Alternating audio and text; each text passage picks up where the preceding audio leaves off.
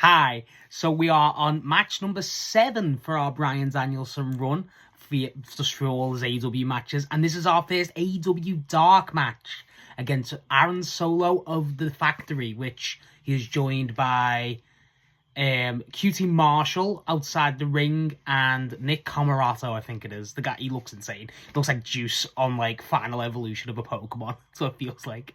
I will say this match isn't the most thrilling, it's not the most exciting, it's not a hidden gem or anything, but I will say the crowd on this match I adore, and I realized this watching the match. I'll go in it.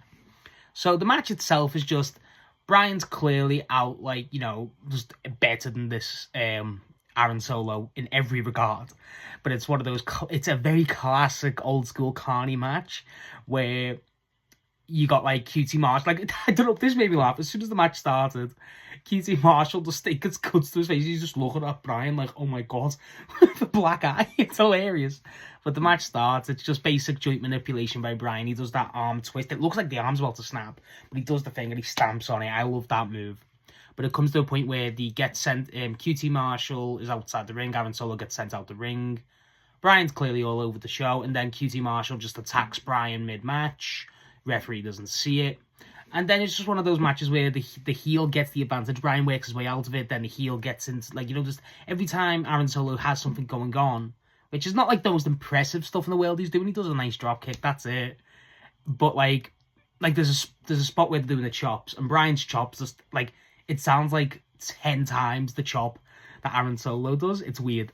But with the match itself, it's just a very simple old school Carney match. Like Nick Comoroto has to get, you know, tries to slow Bryan down, stuff like that. That's the only reason like this match is of note, really. The heels just do that. It's not really exceptional work. Eventually Bryan gets the win through the little bell lock. Aaron Solo taps almost instantaneously. Now that's a very brief rundown of the match, but I just want to talk about the crowd and just how much I just loved it, because this feels like it's a very small venue. I've never really watched AEW Dark before this. I've seen clips, but I've never sat down and watched the full match. And if this is the crowd for every AEW Dark, I love this. I really love it. It's like, I just, the crowd, like, you could see a bunch of kids in there. It was very small. It was like smaller than the NXT arena from what I see. And it's like there's young kids in there. The crowd's really into it. The kids, like, I remember seeing, like, there's this one show where Bryan does like an ordinary dive or just a backflip, normal to Bryan. And there's this kid, and he's like his mind is blown. Oh, I love it. I love that.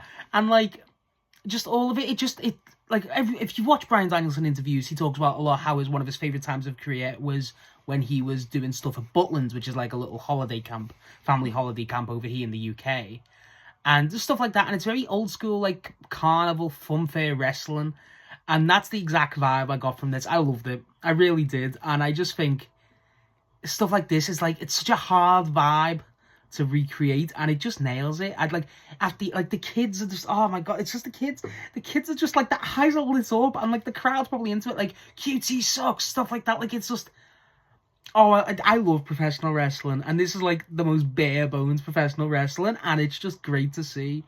Like the kids there specifically, that's what I'm just thinking about. The kids, they're getting to watch like this, the greatest of all time, and they don't know that yet, but they're always going to remember Bryan Danielson. This is how you start, this is how stuff starts, and I just love that old school AEW, obviously Dark doesn't go no more, had that vibe, and I feel like that's the stuff that people left like WWE and other obviously wanted to join AEW for, stuff like this, and I don't think that can go like unsaid. I really can't. And it's like, it's not the most to say about the match. Like, it's just basic. There's not really anything extraordinary goes on.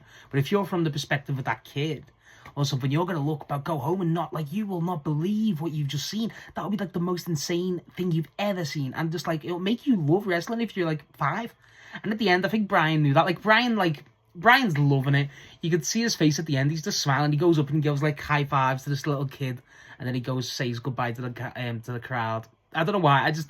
The match itself is just fine. It's whatever, you know. It could have been anyone but Bryan. I'll say that. It really could have. It could have been anyone. But I felt like, not that I was in the room, but I was like in a fun fair, in a Butlins, stuff like that, and I love that. I really can't stress that enough. I really enjoyed that.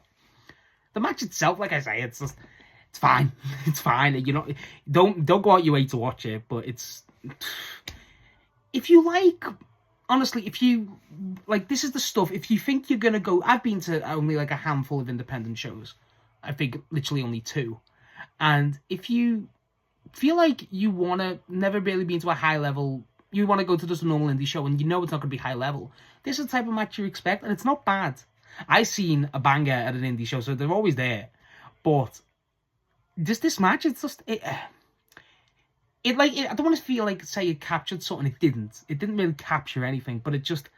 I think the crowd made that like memorable to me. I'll never forget that crowd in the way, and it's like they're not like going insane, but you just spot little things like again the kid Bryan does a flip, and he's like.